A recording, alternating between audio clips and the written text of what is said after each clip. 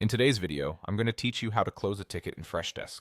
Closing a ticket properly is a small action that keeps your help desk organized, your reports accurate, and your customers informed.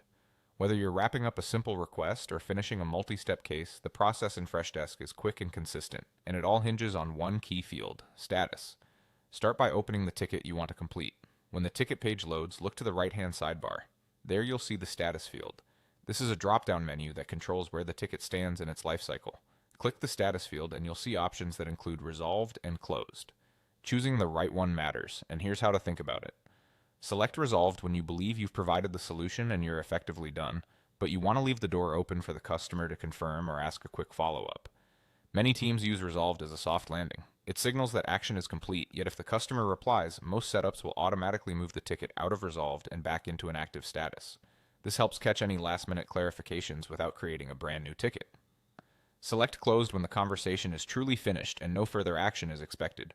Closed is the end state in most workflows. It prevents unnecessary churn and keeps your queue clean, especially for tickets that won't require any additional engagement.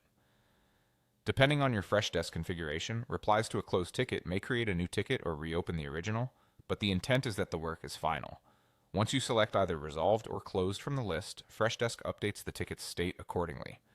You'll notice the status change applied immediately in the sidebar, and that update becomes part of the ticket's history. This is important for audit trails and for your team's metrics, like first contact resolution or time to close, which rely on accurate status transitions. A couple of quick tips to keep your process smooth. If your organization has a policy on when to use resolved versus closed, follow that standard consistently so your reports stay meaningful. Also, if your team uses automations, macros, or SLAs that trigger on status changes, choosing the appropriate status ensures downstream workflows perform as expected. That's all there is to it. Open the ticket, find the status field in the right-hand sidebar, and choose resolved or closed. With that single action, you keep your queue tidy and your customer experience seamless.